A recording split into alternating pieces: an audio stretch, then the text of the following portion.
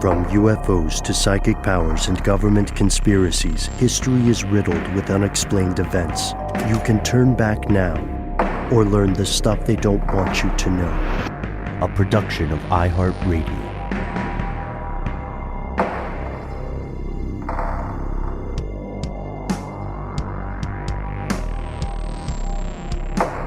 Hello, welcome back to the show. My name is Matt. My name is Noel. They call me Ben. We're joined, as always, with our super producer, Alexis, codename Doc Holiday Jackson. Most importantly, you are here, and that makes this the stuff they don't want you to know. A quick recap for anyone who missed our earlier strange news segment. We covered a recent court case here in the U.S. regarding essentially homemade firearms, and we received a lot of helpful feedback on this, including clarifications regarding the laws as they currently stand, the ongoing debate in D.C., and the various, you could call them stakeholders on all sides of the issue. And I don't know about you guys, but the more I looked into it, the more I realized this is yet again, at heart, a case of technology outpacing legislation. Legislation just takes forever to catch up to things. Sometimes legislation can be very reactive or ideologically driven. But our question today is, are there conspiracies afoot? What does this emergent era of homemade firearms mean for the future? To answer this question, we have to first understand the incredibly unique position firearms hold in the U.S. We were talking off air, Doc and Matt and Noel and myself, about just our own personal experiences growing up around firearms. Did you guys have guns in your house when you were growing up? I was never a gun family. We were like a violin family. We didn't have weapons. We had one BB gun that I was allowed to shoot sometimes, and that was it. That was it. We had baseball bats as our home defense. Seriously? Like a special cabinet of like, these are the baseball bats for playing baseball. These are the ones for thwacking villains. Well, it's not a one-use tool, Baseball bat's a really versatile thing. It's still what I have now. I've got one right by my feet, actually, just in case. You got a metal one or a wood one? Oh, it's metal. Yeah. Okay. You know what's up. So... baseball bats, maybe a story for a different day, but here are the facts. Gun ownership may be a controversial issue when you get to the specifics here in the U.S. Who should be able to own which types of guns and so on. But on a very basic level, firearm ownership is enshrined in American law. It's under the Second Amendment. That means that firearms have a cultural significance that doesn't really exist in a lot of other countries. And if you're familiar with the way, I'm trying not to be too snarky about this, but with the way Congress works in this country, it can be very difficult to change laws that require a majority. So there's a spectrum here, and whether you are on one extreme side or another, whether you think there should be absolutely no gun ownership whatsoever by civilians, or whether you think not only should I be able to own whatever kind of firearm I want, but it's also nobody's business, including the government's, what I do with it and where I keep them, etc. No matter where you fall in that ideological space, the truth is that the Second Amendment is not going to go away. There's no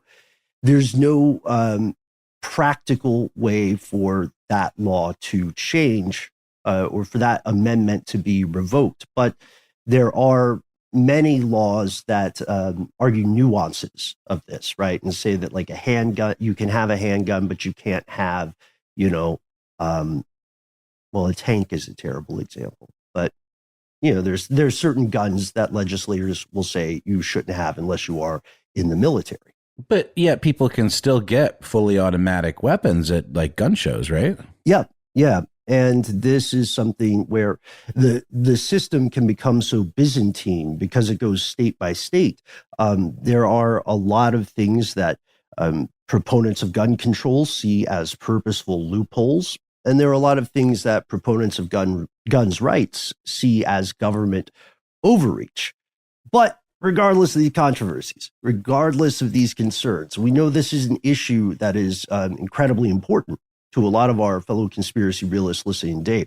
Regardless how you feel about it, the simple fact is that in the U.S., a lot of people own guns. Yeah, it's true. The U.S. has just 4% of the entire world's population, but 40% of civilian gun ownership of the entire world. Yeah, that's right. And as of last year, I think it's 42% of U.S. households had at least one gun, or, at least report to have one gun.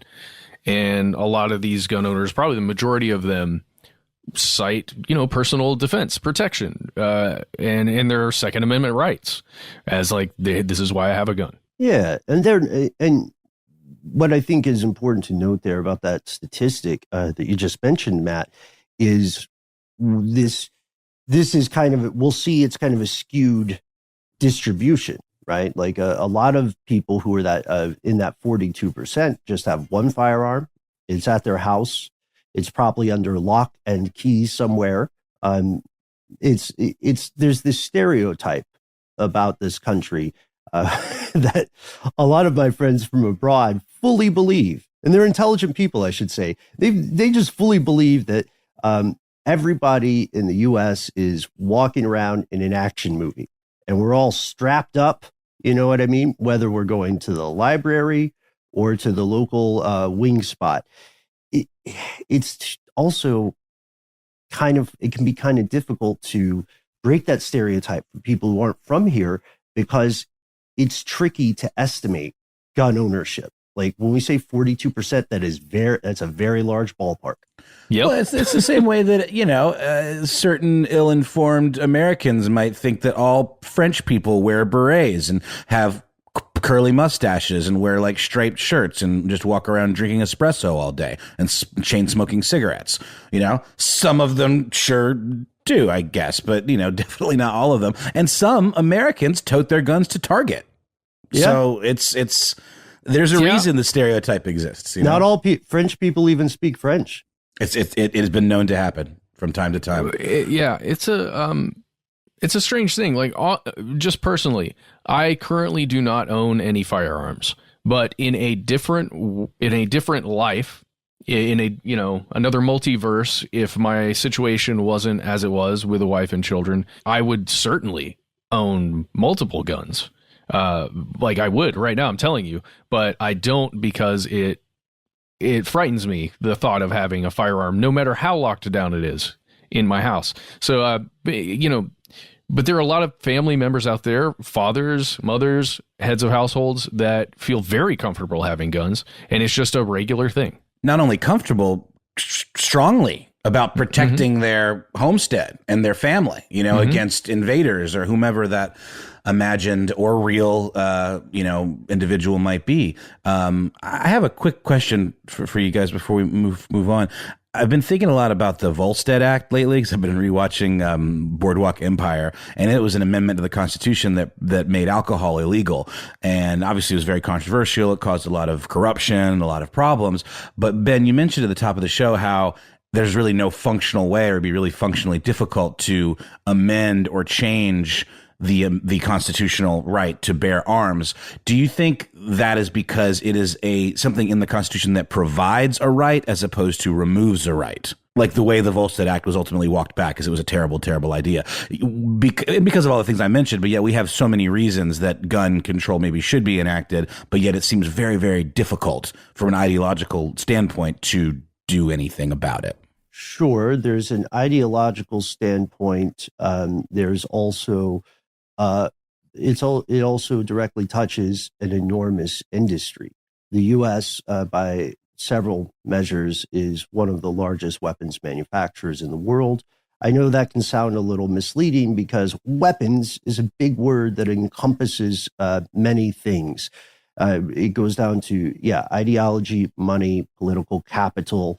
And the thing, like we talked about this before, everybody agrees that there are any number of problems, right? The part where the conversation breaks down is the idea of what would be the way forward? What are the best next steps? What are the solutions to things that everybody admits need to be fixed? And this, I'm endeavoring to be pretty objective here, just personally, and not put my any of my own personal biases in this. When we talk, Matt, you said personally in a universe, sorry about that. A universe. Well, no, I appreciate what you're saying. I think it's important because you said, I love that you were basically like, in a universe perpendicular to ours or to the left of ours, if these variables were different, I would absolutely own a gun. And the thing about it here is that you also would not have to tell anyone,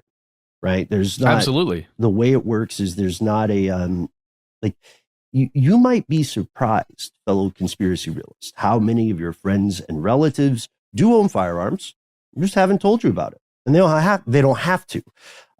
That's part of this comes from the fact that there is no federal registration requirement or similar regulation that would enable, require you to report this stuff or enable an official better than ballpark estimate.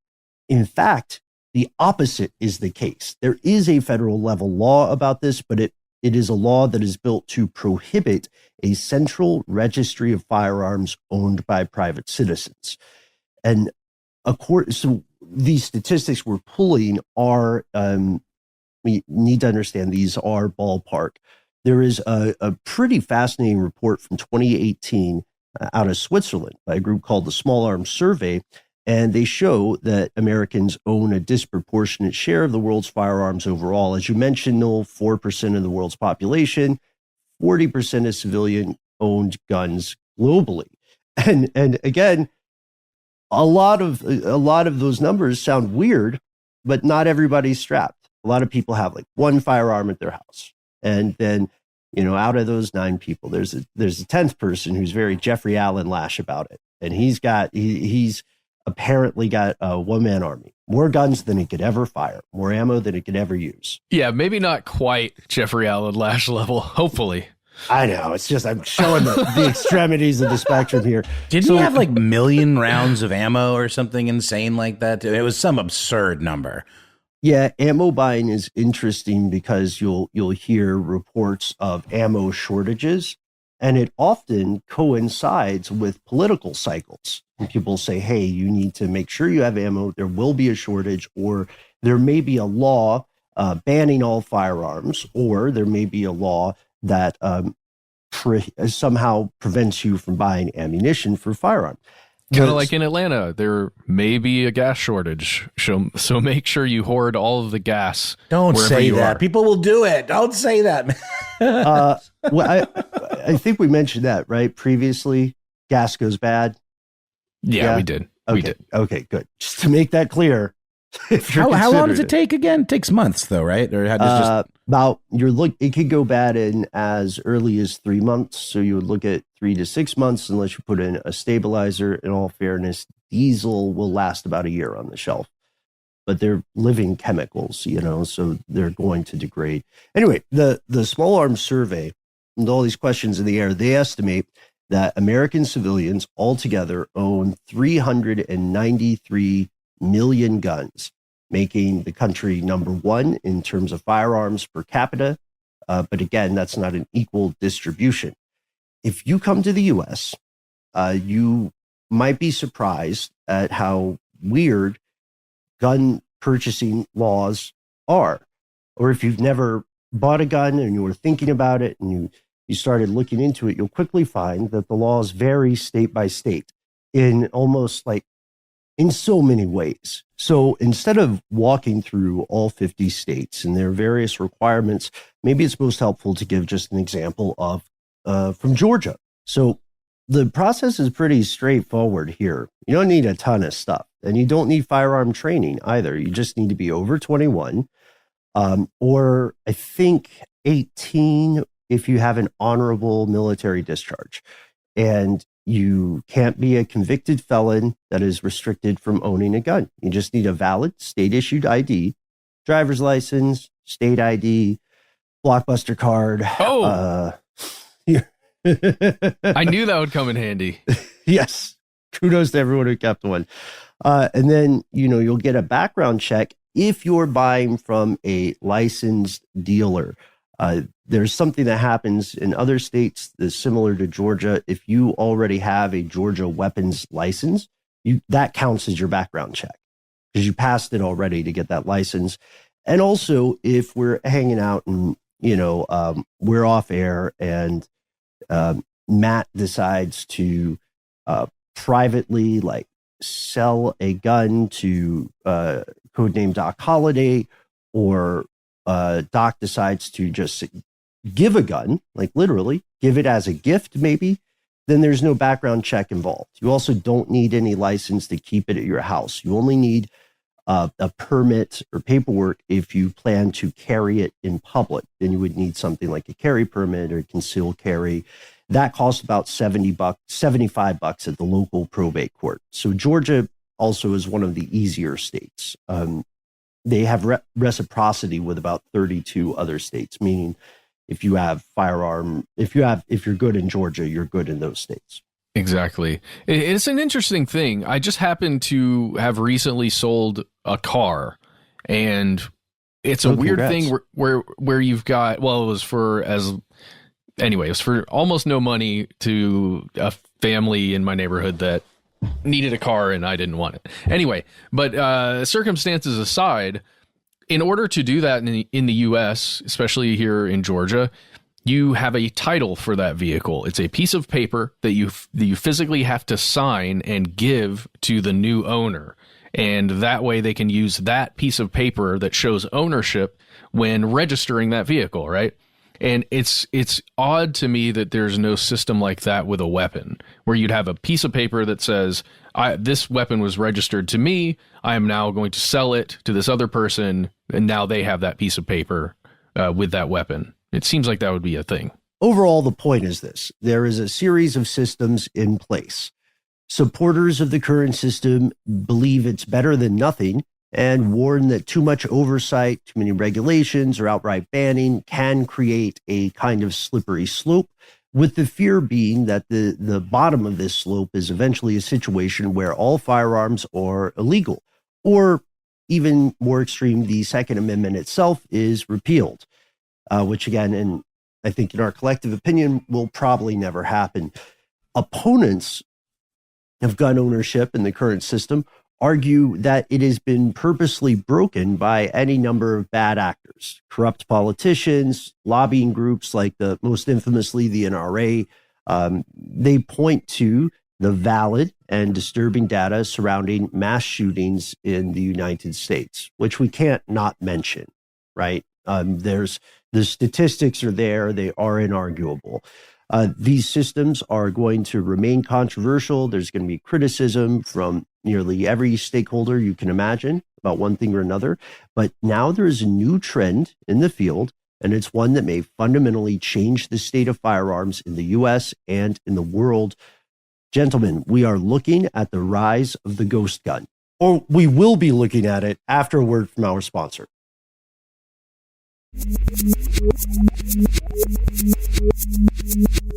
Here's where it gets crazy. Wait, so what is it? We talked about this on Strange News. Is it a gun that shoots ghosts? Is it a gun no, not shoots them as in shoots at them. Instead of bullets, does it fire ghosts? Because I'm kind of into it.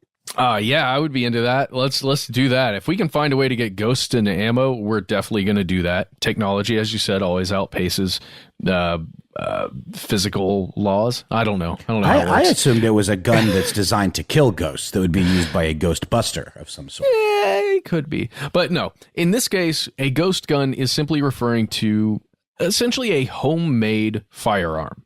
Really, that's what it is. A firearm that is not going to be as easily traced as a firearm that you would purchase from a large gun manufacturer. Yeah, it's true. I mean, and that's the thing. This term, it really is an umbrella term because it encompasses a lot of different kind of flavors of these things, right? So you can have totally improvised, like I mentioned, I think on the air on a previous episode how these ghost guns reminds me of the thing that John Malkovich made out of like a composite plastic and in the line of fire that he could sneak through security.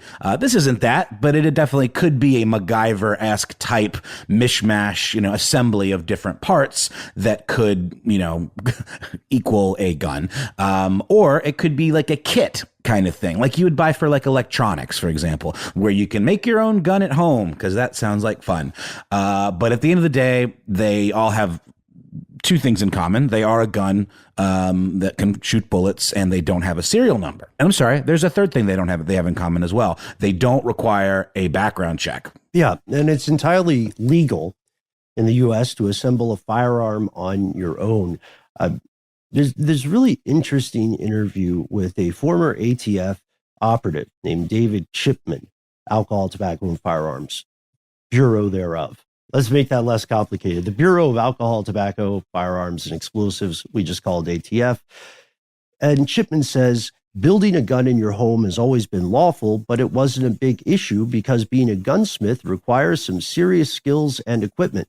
The people who did it were mostly hobbyists, and they had a lot of time on their hands. Yeah. And, to build a weapon from scratch like that, or to actually be a person that can literally fabricate the individual parts, that requires some training, that requires a lot of equipment that your average person wouldn't have. So I guess the assumption there is that these people are going to be mainly, like you said, Ben, hobbyists that are kind of doing this out of the passion of the craft or whatever, and not necessarily for nefarious purposes. But I don't know. It seems to me like if these people exist, surely there's someone like this that does this exact thing, like an off the books gunsmith for a criminal enterprise. You'd think that would be someone that would be very attractive to, folks like that. It's possible, but Chapman states that these types of weapons, no matter who is manufacturing them, very seldomly actually show up when there's a crime committed somewhere and there's an investigation and they're looking for a specific weapon. The ghost gun isn't a thing that is just seen all the time. Or it wasn't. It wasn't. Yeah, but that's changed. Well, yeah, that's the thing too. When you think about what somebody is going to do or what strategy they're going to take in the course of planning, like a heist or a crime, they're going to look for probably the fastest, most convenient thing. And the issue was that it was easier to get a gun. It was easier to get an existing gun than it was to have someone build one in most cases. This is before, the rise of 3D printing, which will make guns that aren't as good nor as durable as traditional guns, but will still get a job done for a short amount of time. And yeah, Chipman says this has changed. He argues that it's easier than ever to build an untraceable firearm, and he thinks that it's becoming a routine strategy for criminals and drug traffickers. But there is one interesting note we have to just be transparent about with Chipman. He retired from ATF. He's now a senior policy advisor for a gun control organization. So he definitely has a horse in the race. That organization is called Giffords. That doesn't make him wrong. We just think it's fair to also acknowledge that he is coming from a very specific perspective. And then when we're talking about specific perspectives, let's talk about firearm hobbyists, enthusiasts, would-be gunsmiths, right? Armchair gunsmiths.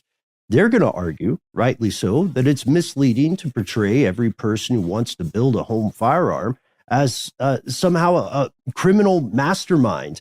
In a lot of cases, they would argue, and this is true, people just want to build one for the experience, for the feeling of accomplishment. You know what I mean? I was trying to think of a good analogy. This is not a perfect analogy, but we all know someone who had a project car, right? It's their garage baby. They might have been working on it for months. It might be years. It might never end. You don't know. And it's probably not going to leave their garage.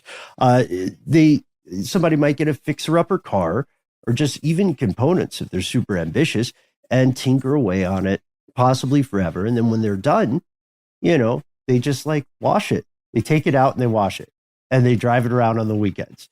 And because it's more about the experience of working on the thing. And in some cases, it's like that. Somebody just wants to say, hey, I'm interested in engineering. Can I build this myself? And now they're like, oh, weird.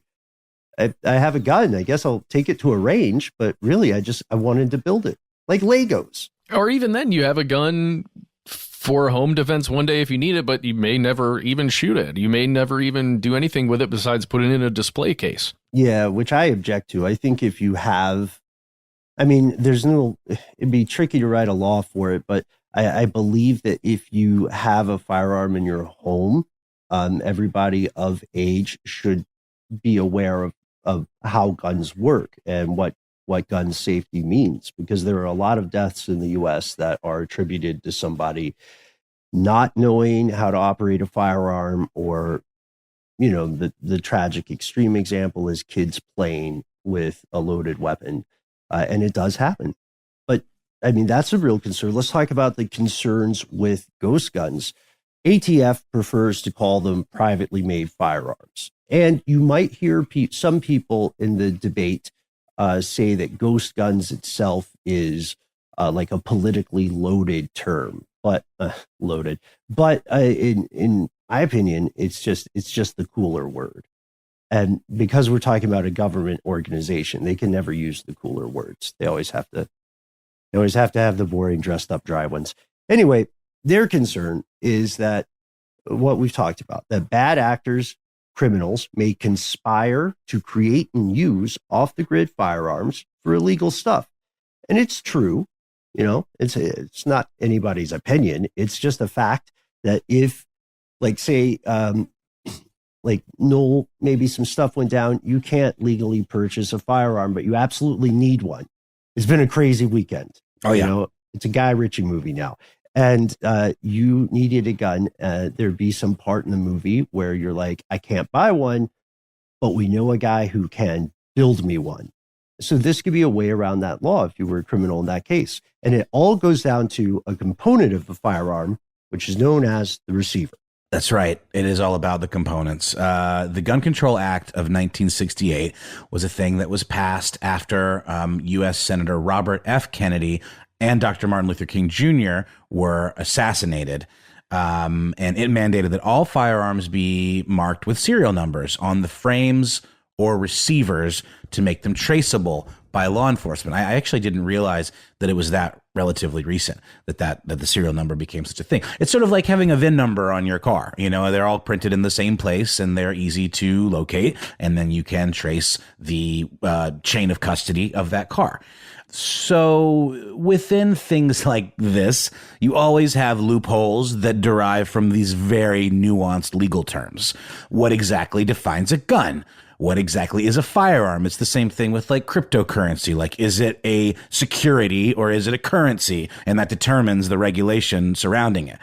So it hinges on this nuance of what legally constitutes a frame or receiver, which that's the problem with all of these legal terms. It's so easy to pick them apart if you don't go overboard in identifying your terms and setting them up. So the Code of Federal Regulations defines a firearm frame or a receiver as, quote, that part of a firearm which provides housing for the hammer, bolt, or breech block and firing mechanism, and which is usually threaded at its forward portion to receive the barrel. That seems pretty explicit to me, but yeah, as we'll see, it doesn't always add up to that.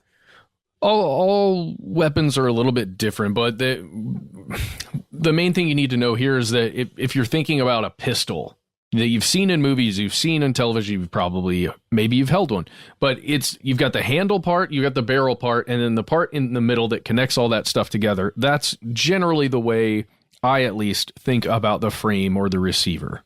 Yeah, and though it seems explicit, we're entering the treacherous waters of legal language, which means that things that are not explicitly spelled out are open to negotiation. You know what I mean? It's up for debate. This is where, if you look into it, you'll see a response from another ATF spokesperson, CC Gwathmey.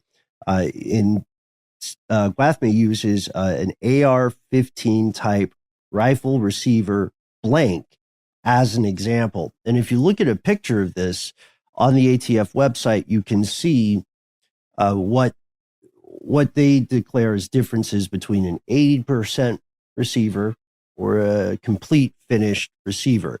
And it's a pretty simple diagram.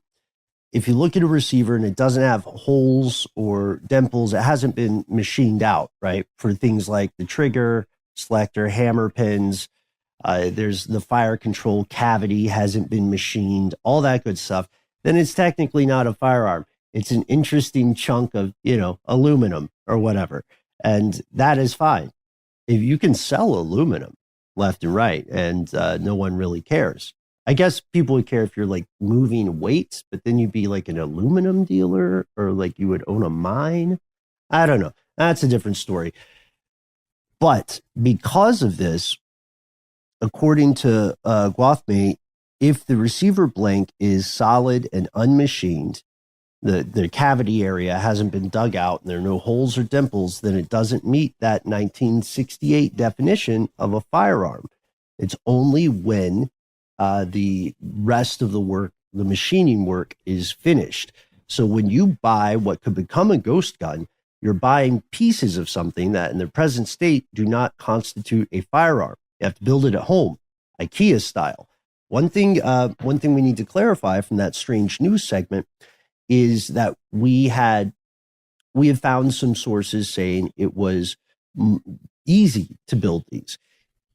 That's a little misleading. It is easier to build these than it would have been in the past, but easier than does not automatically make something easy, right? I mean, there's a thing here where gun control advocates say, this shift makes it possible to sell gun kits and parts. They're very simple to put together, even for someone without any training.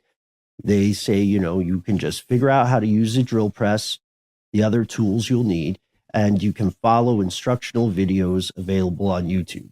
Yeah, that's true, but it's still probably, if you're not familiar with it and you haven't looked into this, it's probably still not as easy as you might assume.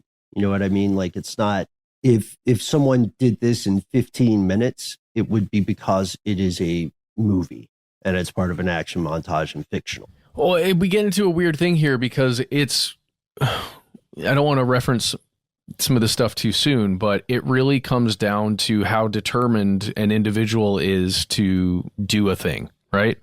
And you can apply that to anything from something as relatively simple as changing a headlight in your vehicle to, like you said, assembling some IKEA furniture to repairing the roof of your house. These are all things any one person can do, but it just depends on how determined you are to do it and how much time you're willing to spend learning how to do it. Yeah, that's true. And I appreciate the point because that does apply to a great many things. If you want to get a quick sense of this, we are going to be recommending several things available on YouTube. If you want to get a quick sense of this, there's a neat little video from Wired in 2015 where a senior writer at the time, Andy Greenberg, who is not a gun enthusiast, is not an experienced machinist, he successfully assembles an AR-15 type firearm at home, and he walks through the process of buying these gun components, and he's focusing on that 80% lower receiver. So it's 80% finished. It doesn't have that the rest of the machining work that we just talked about. So he has to figure out how to do that 20% on his by himself. And he is, tabula rasa. He is learning from day one. So he tries 3 different strategies: a traditional drill press, right, which you would ordinarily use. He doesn't have a ton of luck with that because, it's his first time out of the gate. Don't be too tough on him. And then he tries 3D printing. And ultimately, he reaches success and builds a usable firearm with a computer-controlled milling machine called the Ghost Gunner, which is also a great name. I would play that video game. I was surprised to learn that the Ghost Gunner is only about $1,200. And it had by far the best results. It's an interesting little, it feels like a CAD machine. Mm-hmm. Just a small version of one, and it does exactly what it says it does. Yeah, it's built to. If you go on their website, you'll see that they say you don't have to have any CNC experience. It gives you the types of task it can perform and the specific types of firearms, the receivers that it can work on. So it's useful, and it's a democratization of technology. That's something we've talked about as well. A quick question. I mean, if you can 3D print a gun, does that mean that it's made of some sort of like non-metallic composite material? Or can you 3D print metal? Because I didn't think you could. Yeah, so the Ghost Gunner is able to machine existing metal. The 3D printed guns, which also can be homemade, are going to be from like a non-metallic component. So it varies from what I understand, but a lot of the 3D printed weapons are considered good for a certain amount of shots. Like this will work for 1,000 to 2,000 rounds, right? Because then they're still going to be at this point less durable. But of course, if that's used in a crime, the opponents of these practices would say, then don't worry, it's less durable is a terrible thing to tell victims of a crime who were there when the gun was working. But doesn't that mean it is possible to do that, John Malkovich in the Line of Fire thing, to have a type of material that won't get picked up on airport security scanners or metal detectors? Somewhat it is. And you know what, guys? Why don't we take a quick break, and when we come back, let's jump right into 3D printed guns and a lot of the issues around them, and some of the mass shootings that have occurred.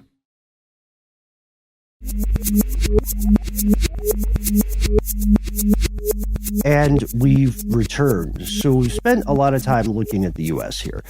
But obviously, this isn't just the US. Technology knows no geopolitical boundary. There are plenty of specifically 3D firearm makers abroad. And this was examined by our friend and colleague, Jake Hanrahan, the creator of Popular Front, who we interviewed earlier about his series on QAnon. He made a documentary called Plastic Defense, which is, it's a little less than a half hour. It's more than worth your time if you want to learn about this. And I think it really kicked off reporting in the West about the motivations and the beliefs of people who are making 3D firearms that would function. They would also function as ghost guns simply because they don't require a background check. They have no serial number, all the reasons we named earlier. And, we have a huge opinion of Jake. He does great work. And it's a fascinating interview to watch, especially because they don't totally agree. He talks with an anonymous firearm manufacturer named Jay Stark, or calling themselves Jay Stark, right? Yeah. And Jay Stark is associated with this thing called Deterrence Dispensed, which is a decentralized group that offers 3D printed gun plans, very detailed plans to create your own 3D printed weapons. And this person, Jay Stark, says that they were inspired by this 2013 announcement and video and a series that was put out by someone named Cody Wilson, who was the creator of Defense Distributed. And they were showing this weapon called the Liberator pistol. And Noel, it's exactly what you were talking about, or very close to what you were talking about. One large 3D printed piece that was essentially the entire weapon except for the handle, and a couple, I think maybe a few other parts that were in there. I'm not positive, but it's the kind of thing that you were talking about that you may be able to get through some kind of metal detectors, except for, if you have a metal round. But you hide those in your Lucky Rabbit's foot that you put in the bowl that you don't have to go through. That's what they did in the movie. But what about a firing pin or like the mechanism? That seems like that would have to be metal, right? Yeah, there's quite a few components to a weapon like that you would need to install. But I guess what I'm saying is this. So this guy got inspired by this thing in 2013 that was kind of like what you were talking about, but it was meant to be shot once. That Liberator pistol is designed to be fired one time because, as you stated before, those materials weren't meant to last. What this person, Jay Stark, wanted to do, and what he did, and this decentralized group, they created versions that are way, way, way more durable. That Ben, I think you quoted 1,000 to a couple thousand shots. That's what these weapons that they're now creating plans for are meant to do. Be fired thousands of times. And, they're being created in Europe, in places where it is impossible, it is illegal to purchase a gun or ammunition for a gun. And it's a fascinating piece of reporting that Jake put out. I cannot recommend watching it enough. And there's a ton we could talk about. I don't want to derail us too much, but I would say some of the ideological stances put forward by this person, Jay Stark, I identify with them in a lot of ways. I think a lot of us would, listening to this right now. Well, Jay Stark could be, you could argue that his stance is absolutist, which is why I don't think Jake was fully on board with all of the ideas. But one valid point that stood out was the worries of the rise of far right wing fascism, or those kind of networks springing up, and there was a wave of that for some time. And you can understand how someone who is concerned about that kind of regime taking over in a country where the laws do not allow them to have any sort of firearm, you can understand how they would say, okay, well, things might pop off, and, not to add too many nuances to it, but let's say you are a member of an ethnic minority, and you're seeing a troubling rise to power from a group that wants to do bad things to you. Then in that case, it is absolutely reasonable to say, hey, I need to prepare. This isn't something I want to improvise when things go south. And just to give you one quote from Jay Stark from this video, we were discussing how easy or difficult it is to create one of these 3D printed weapons, and how much do you have to learn, and how would you learn it? Jay Stark has this quote, and I just want to read this to you. Jake asks him, how did you learn how to do all this stuff, to create these plans and put them out there? And Jay Stark says, quote, "The most powerful tool for this in general was the internet. The internet enabled me to do all this. I was able to learn all the information that I needed through YouTube, through Wikipedia, through various forums, and through chatting with other enthusiasts. There's one thing that you really have to take in mind here: motivation. All of this information is available out there, and it has been, but why isn't everybody doing it? Because they don't have the motivation to do all that." Yeah. Goes back to, I think that's what you're referring to when you said, it's the amount of time. It's the amount of dedicated time that becomes even more critical than the tools needed, right? Because tools are useless without the knowledge to wield them. And this brings us to another thing. Like, I'd love to hear your thoughts on that interview, Jay Stark's motivations, the larger conversation. And we have to acknowledge that when we're talking about the U.S., the larger conversation about things like ghost guns does go to mass shootings and crime. And it's tragically true that homemade firearms have been used in crimes, including mass shootings. Just a couple years ago, 2019, there was a guy named Aaron Luther who used it. He was a felon who had got out, and he had a homemade firearm, a ghost gun, and he was in a routine traffic stop, and he pulled it and ended up shooting 3 California Highway Patrol officers. And then also in California, a few years earlier, 2013, a 23-year-old named John Zawahiri used a AR-15 assembled at home to murder 5 people. And he fired about 100 rounds within 13 minutes. And there are more examples than this, but they all prove the same thing. This loophole can be exploited by people with nefarious intentions. The question is, how do we prevent these tragedies from occurring? The proposed solutions run the gamut, right? And the leaders of the U.S. do not agree on what the next step should be, and the voters don't seem to all agree either. It's not inherently unusual. It would be extraordinary if people in the U.S. agreed on anything. Honestly, it's just, we got a lot of people here. And there are very strong feelings about this problem, about what to do on all sides. And that's where we have to ask, what will the future bring? Currently, as we said at the top, it is unknown how many homemade firearms or ghost guns are in the U.S. today. There's no solid way to know exactly how many are out there.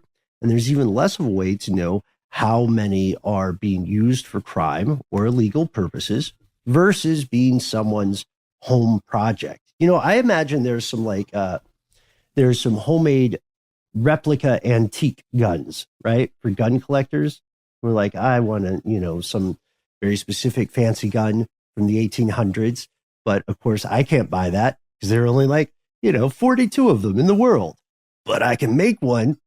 And then they have their cool replica. And will they tell people it's a replica, or will they try to act like it's just the antique? Well, that's up to their character. That's a replica. You see the words that are down the side of mine? Desert Eagle. Yes. Yeah. Anyone? 5.0. Yeah, that was back when Guy Ritchie made good movies. Remember that? That was cool. I don't know. I heard his new one is fine, but he made that. He really started going downhill when he made that Madonna Desert Island movie that people said was just unwatchably bad.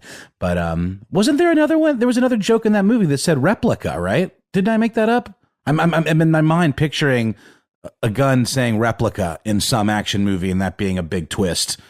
But maybe it wasn't the Guy Ritchie movie. Is it Snatch? Man, I'm sorry, I'm having a really hard time. No. It's been a long time since I've seen either Snatch or Lock, Stock. Yeah, and funny Barrel. story. Those are two different movies, which is crazy, right? That always gets me. You know, watch them one after the other, and you'll be like, "What's that? Is that one movie or two?" Anyway, I just remember. Yeah, mine says Desert Eagle, blah blah blah, and yours says replica. Yeah. Because that's what Matt they're was in a talking stand-up. about. I'm sorry, I was just making sure it was from the same. Yeah, boom. Yeah, Reference. So speaking of segues, this is an important issue to everybody in the future. Legislation was introduced in the U.S. Senate in May of 2020, just about a year ago, that was aiming, to require all frames and receivers, even the 80%, even the unfinished ones, to already have serial numbers. And then the law would also require the DIY, do-it-yourself gun builders, to go in person to a federally licensed dealer of receivers to buy these components.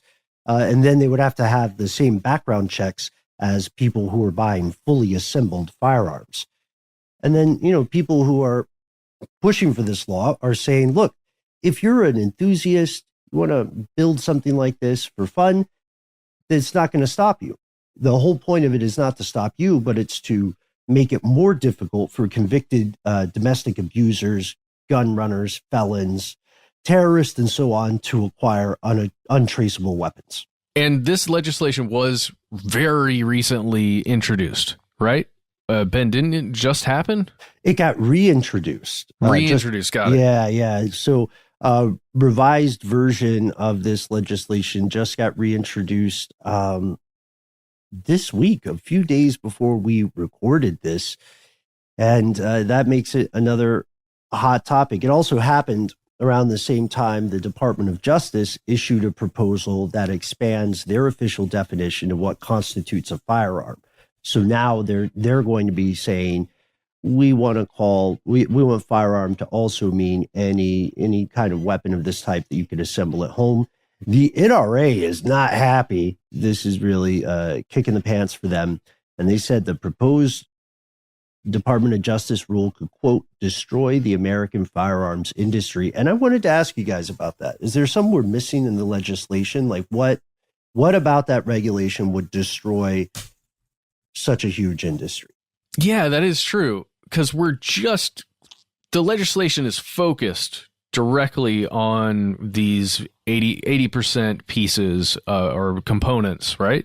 Yeah, I just don't understand. And I'm not trying to be, I'm not trying to just pick a fight with them. I don't understand what specifically about that registration would it, are they saying it would damage sales of those components? Maybe. Yeah, but even then, those components can't be the bulk of money that's made with guns in the United States. My God, Smith and Wesson isn't like exclusively trying to get those 80% receivers out the door. They're trying to sell their guns. Mm-hmm. Maybe it's the maybe the argument is something along the lines of increased cost or burden of responsibility for people selling the stuff because they have to do the background checks. Maybe.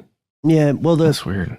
There's a spokesperson for the NRA, Lars Dahlseid, who said the proposed rule would do nothing to address violent crime while further burdening law-abiding gun owners and the lawful firearm industry with overbroad regulations. So please let us know, like, how would this have a deleterious effect on the firearm industry?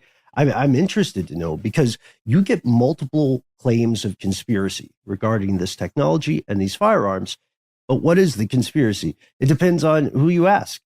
Some people will say, well, it leads to a conspiracy by criminals, series of conspiracies by criminals to remain untraceable. And then someone else, I don't know where we are when we're having this conversation. We're, I hate being stuck in an elevator. We're waiting to take a plane flight, and we're just kicking it at what's an airport restaurant you guys like? Chili's. We're at Chili's. We're at Chili's and the flights are delayed so long that everybody's had a few drinks and we're talking about gun rights because we're fun at parties. So one person is like finishing up their cheese sticks and they're saying, well, it's the criminals. They want these guns to be untraceable. They're conspiring. Yeah, then I'm like, no, man, it's the government. They're trying to take away our rights.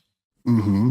And then the server, who's also been there for a while and has really made a bond with you guys now. It's like past the work relationship you had. The server is saying, no, you got to follow the money. It's a conspiracy by lobbyists to keep making cash in the firearm industry.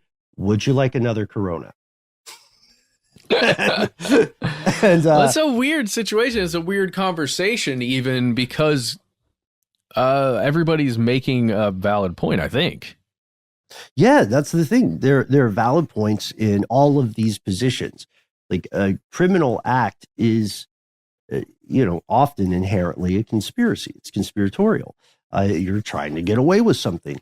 And the idea that there would be government overreach or that there would be an erosion of rights, specifically for firearms, I think a lot of people will lean on the precedent that in the past, powerful governments have done things to remove rights from citizens. But that's not that. The problem is that just doesn't apply to the U.S. That applies to the entire world, And then the lobbyists making money is weird.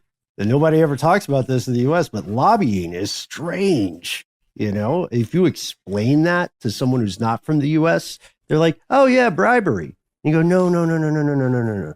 Bribery's illegal, bro. You got to call it lobbying. Yeah, it almost feels like the way the NRA has kind of recently almost had to walk some things back and like kind of seems to be maybe losing its stranglehold over this whole situation. Maybe not entirely, but it seems to be slipping a little bit based on some recent news events. Wonder if it's worth examining in a whole episode or, delving into the history of it and what the future might be. Mm-hmm. And do we ever do a lobbying episode? Oh, God. If we haven't, that's another one that's just, you're right. It literally is legalized bribery. We have a video series, big video series on lobbying. Yeah, but I don't know if we did an audio show on it yet. There was a great television show called K Street that ended up getting pulled. Not because it was bad. It was a pretty good show. It got pulled because it was too realistic. Yeah, this is dangerous. It's as dangerous as ghost guns. So, hey, I want to, right before we wrap, you guys, I want to read one more quote from Jay Stark, the creator there of Deterrence Dispersed. I want to ask you, listening to this, what's your opinion on this kind of ideological stance? Because I find myself agreeing with Jay Stark, but then I also very much agree with Jake about how dangerous what Deterrence Dispersed is doing. So it's interesting. I wonder where you would find yourself. Here's a quote from Jay Stark, the guy who's helping people 3D print guns. He says, quote, "I'm of the opinion that to bear firearms is a human right. The government or the entity that has rule over you has an executive force. The police, the military, they have firearms. To be able to escape that injustice, citizens need to have the same force on the individual level as the executive force of the government entity that is ruling over them." Yeah. And, we're very much not telling people what to think. These are important questions, and they're questions that are going to continue being relevant, right? Not just in the US, in the world, because the one thing you cannot do is remove a technology from the wild once it exists. There are very few cases of that ever actually happening 100%. We want to know what you think about lobbying, right? We want to know where you stand on this, reacting to the quote Matt just shared from Jay Stark. And we also Ben, one more quote right there, because it's technology. I have to give it to you. You ready? This is what Jay Stark says. "What you have to realize is the advancement of technology has no politics. The atom bomb, chemical weapons, DIY rockets, IEDs, technology has no politics." So it's again that argument of like, it just depends on who's wielding the tech. And no geopolitical borders or boundaries. And that's one of the things I brought up too with the Poseidon super sub nuke. So this is going to continue to be a relevant issue and a problematic one for a lot of people. Where do you think the conspiracy lies, if indeed conspiracy there is? We want to hear from you. We try to make it easy to find us online. That's right. You can find us at Conspiracy Stuff on Twitter and Facebook, Conspiracy Stuff Show on Instagram. And while you're at it, why don't hop over to Apple Podcasts and leave us a review. A 5-star review would be preferable to help people discover the show and also make us, feel good in our little hearts. That's right. And you can also give us a call. We have a phone number. It is 1-833 STDWYTK. Please let us know what you'd like for us to refer to you as. Let us know if we can use your message on the air, and leave your message. And please, if you don't mind, use your 3 minutes that you have in that message to be concise as possible. And if you've got a lot more to say, if you've got links you want to share, a picture you want to send us, anything like that, please use our email address. You can send us anything, anytime. Right now, in fact, we are conspiracy@iHeartRadio.com.